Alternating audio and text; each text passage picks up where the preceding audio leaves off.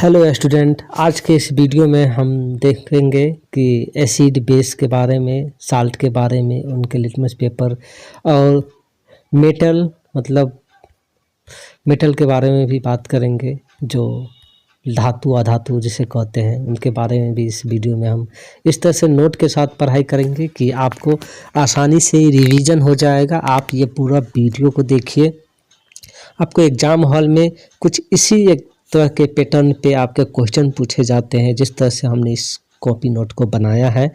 और आपके exam hall में बेहतर के लिए आपके लिए ये पूरा वीडियो देखिएगा इस और आकर इसमें कमेंट ज़रूर कीजिएगा। जब एग्ज़ाम हॉल से आइएगा तो ज़रूर कमेंट कीजिएगा कि आपको यह वीडियो कैसा लगा। तो चलिए शुरू करते। सिर्फ आप सुनिएगा, पूरा वीडियो देखिएगा, सिर्फ सुनिएगा, देखकर लिखने का नहीं है, क्योंकि आपको रिवीजन हम करा देंगे यहीं पर। तो चलिए शुरू करते हैं। अम्ल किसे कहते हैं, शुरू से ही करते हैं। अम्ल किसे कहते हैं? एसिड किसे कहते हैं? जो पदार्थ जल में घुलकर H+ आयन उत्पन्न करते हैं उसे अम्ल कहते हैं या एसिड कहते हैं। For example HCl, H2SO4, HNO3, ये सब क्या है? एसिड है। और क्षार किसे कहते हैं? जो पदार्थ जल में घुलकर OH+ आयन उत्पन्न करते हैं उसे क्षार कहते हैं, जैसे NaOH, KOH। साल्ट किसे कहते हैं? ये तीनों जो है एसिड, बेस एंड साल्ट, ये डेफिनेशन है। आप इस तरह से लिख सकते हैं। कहीं भी पूछे एसिड बेस का नामकरण भी रहे तो आपको डेफिनेशन आराम से लिख देना है।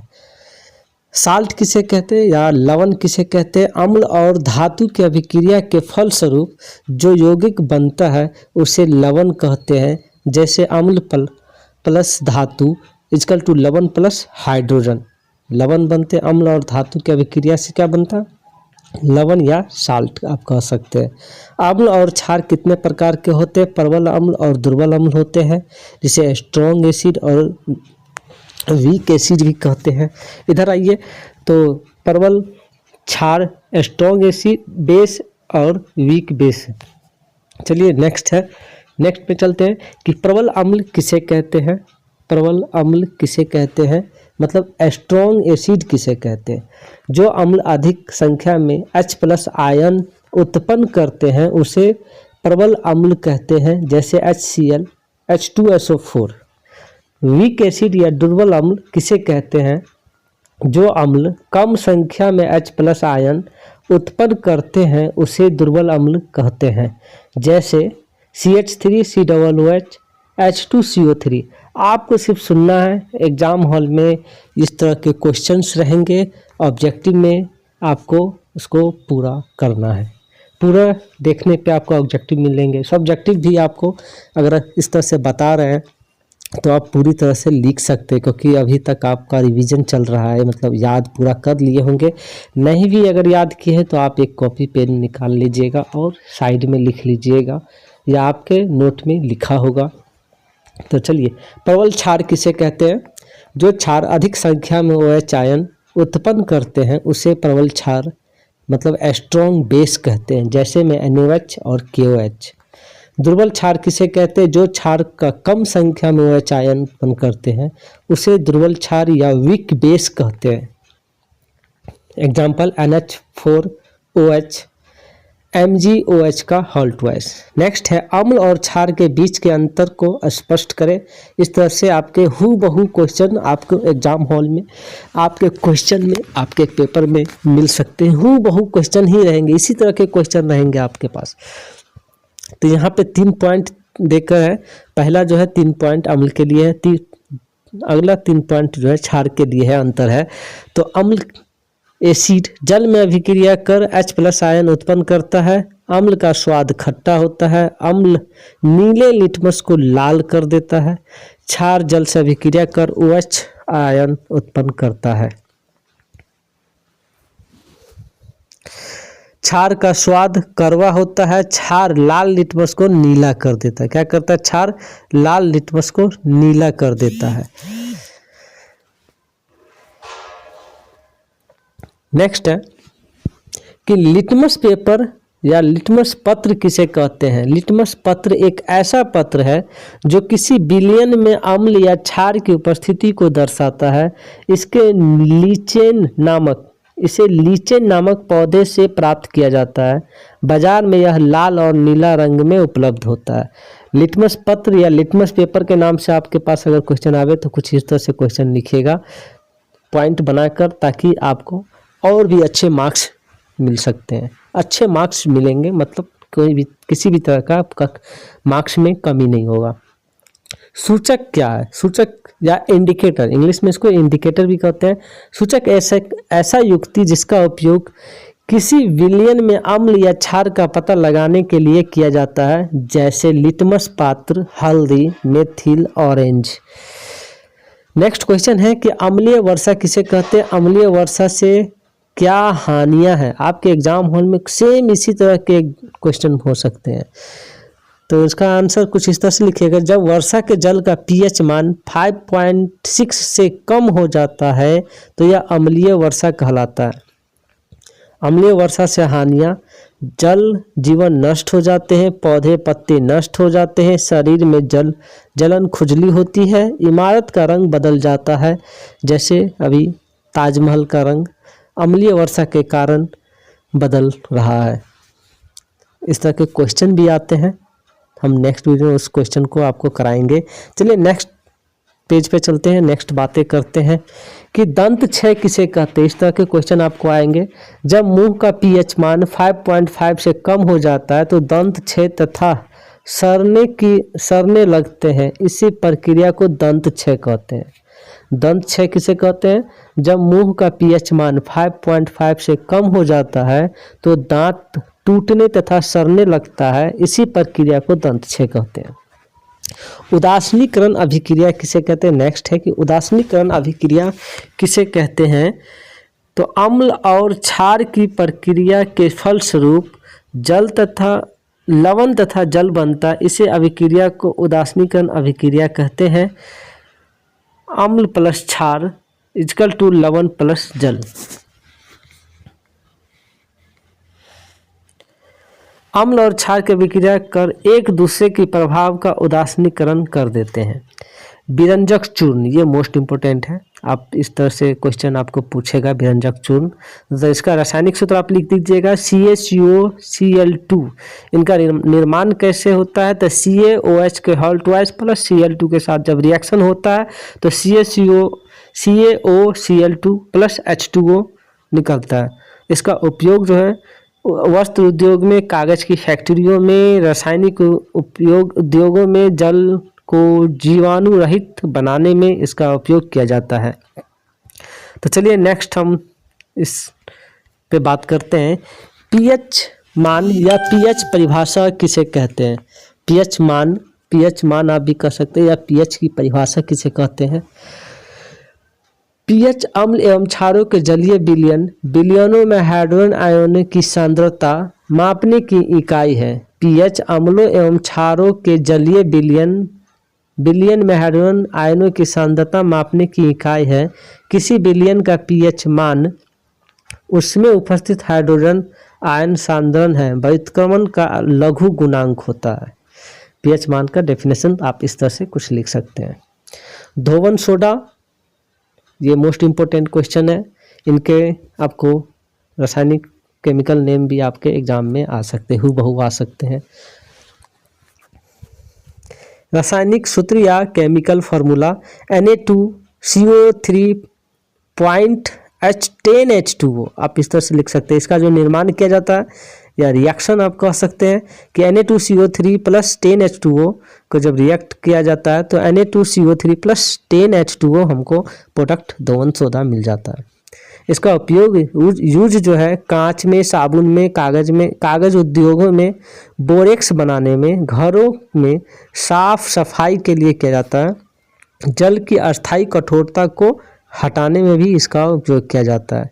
ये धोवन सोडा हो गया। नेक्स्ट है baking soda most important question सब है ये।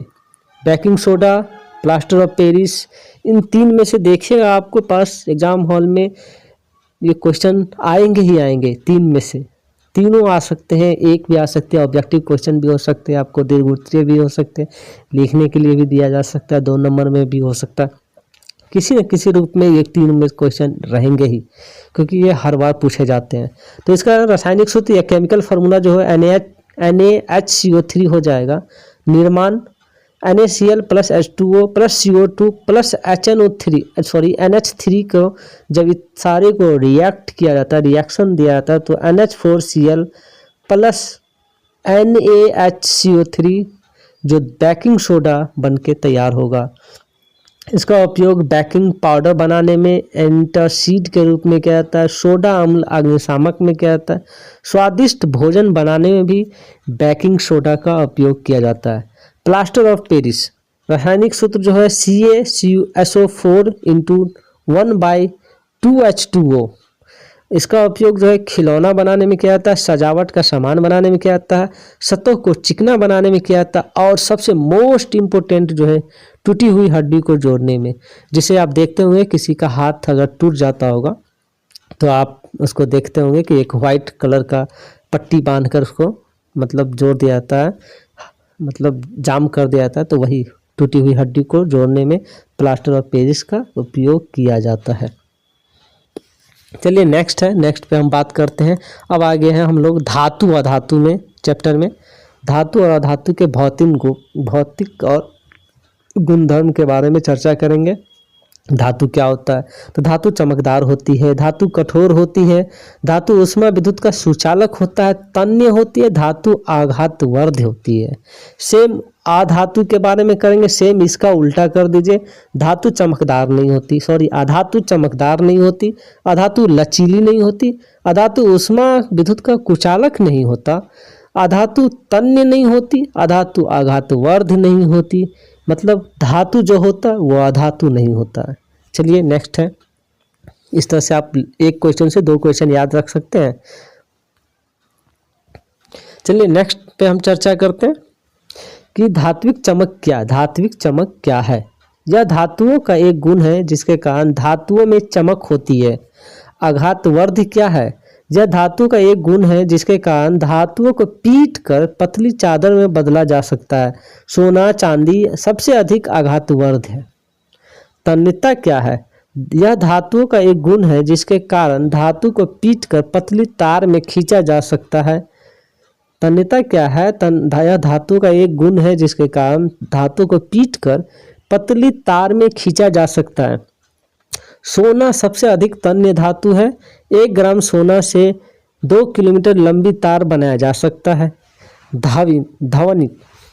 ध्वनिक या सोनरस क्या है? सोनोरस क्या है? जो धातु कठोर सतह से टकराने पर आवाज उत्पन्न होती है उसे सोनरस कहते हैं या ध्वनिक कहते हैं। जो धातु कठोर सतह से टकराने पर आवाज उत्पन्न होती है उसे सोनरस कहते हैं। चलिए नेक्स्ट क्वेश्चन की तरफ चलते हैं। यशोद लेपन किसे कहते हैं? मोस्ट इंपोर्टेंट क्वेश्चन है। यशोद लेपन किसे कहते हैं? लोहे की वस्तुओं को ऊपर जिंक या जस्ता की पर चढ़ाने की विधि को यशोद लेपन कहते हैं। नेक्स्ट है यनोडीकरण किसे कहते हैं? एल्युमिनियम पर मोटी ऑक्साइड की परत बनाने की प्रक्रिया को एनोडीकरण कहते हैं। उभयधर्मी ऑक्साइड क्या है? ऐसे धातु ऑक्साइड जो अम्ल तथा क्षारक दोनों से अभिक्रिया कर लवण तथा जल बनाते हैं उसे उभयधर्मी ऑक्साइड कहलाते हैं। जैसे में Al2O3, ZnO ये उभयधर्मी के एग्जाम्पल है। चलिए नेक्स्ट की बात करें। आयनिक यौगिक के गुणधर्म भौतिक प्राकृतिक। ये ठोस तथा थोड़े कठोर होते हैं। गलनांक तथा क्वथनांक मतलब boiling point and freezing point, इनके गलनांक तथा क्वथनांक उच्च होते हैं। घुलनशीलता, ये जल में घुलनशील तथा केरोसिन पेट्रोल अघुलनशील होते हैं। जल में घुल जाते हैं लेकिन केरोसिन और पेट्रोल में नहीं घुलते हैं। विद्युत की चालकता, ये ठोस अवस्था में विद्युत का चालन नहीं करता, लेकिन जैसे यह द्रव गलित अवस्था में विद्युत का चालन करते, जैसे ये द्रव हो जाता है तो ये विद्युत का चालन करने लगता है। सक्रियता श्रेणी क्या है? यह एक ऐसी सूची है जिसमें धातुओं की क्रियाशीलता को आरोही क्रम में सजाया जाता है। तो कुछ इस तरह से आरोही क्रम में इसको सजाया जाता है। जो सबसे ज़्यादा सक्रियता होगा वो पोटासियम होगा, सबसे कम Au मतलब गोल्ड है।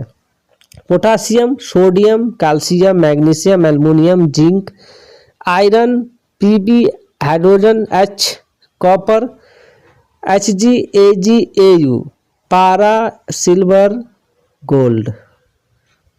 चलिए इसके बाद नेक्स्ट क्वेश्चन पे चलते हैं। मिश्र धातु किसे कहते हैं? मिश्र धातु किसे कहते हैं? मिश्र धातु किसे, दो या दो से अधिक धातुओं की समांगी मिश्रण को मिश्र धातु कहते हैं। मिश्रातु कहते, सॉरी मिश्रातु लिखा हुआ है, बट मिश्र धातु बात बराबर ही है। मिश्रातु नहीं, मिश्र धातु होगा। दो या दो से अधिक धातुओं के समांगी मिश्रण को मिश्र धातु कहते हैं। जैसे पीतल है, तांबा प्लस जस्ता को जब Cu प्लस Zn में कांसा होगा, तांबा प्लस टीन होगा, शोल्डर में सीसा प्लस टीन होगा। इनका केमिकल सिंबल दिया गया यहाँ पर। एक्वा रेजिया क्या है? यह सांद्र हाइड्रोक्लोरिक अम्ल HCl और सांद्र नाइट्रिक अम्ल HNO3 का मिश्रण है। इसके अनुपात 3:1 के मिश्रण में बनाया जाता है। यह सोना प्लेटिनम को गला सकता है। इसे रॉयल जल भी कहा जाता है। इसे रॉयल जल भी क्या कहा जाता है। चलिए नेक्स्ट क्वेश्चन की तरफ चलते हैं। आप इसको सिर्फ सुनते रहिएगा, आपको बहुत रिवीजन हो जाएगा सिर्फ सुनने से ही। लिखना दूर की बात है, चाहे तो आप लिख सकते हैं। इनके प्रमुख पद है। खनिज के बारे में, खनिज किसे कहते हैं? पृथ्वी की भूपट्टी में प्राकृतिक रूप से पाए जाने वाले तत्व या यौगिकों को खनिज कहते हैं। खनिज, कोई पूछे खनिज किसे कहते हैं, तो पृथ्वी की भूपट्टी में प्राकृतिक रूप से पाए जाने वाले तत्वों या यौगिकों को खनिज कहते हैं। इसको इस तरह से आपको एग्जाम में हॉल में ही लिखना है। अयस्क, इसका इंग्लिश होता है ओर। जिस खनिज में धातु आसानी से तथा कम खर्च में प्राप्त किया जा सकता है उसे अयस्क कहलाता है। गैंग या स्लैग भी कह सकते हैं। खनिज अयस्क में उपस्थित अशुद्धियों को गैंग कहते हैं, जैसे मिट्टी, रेत।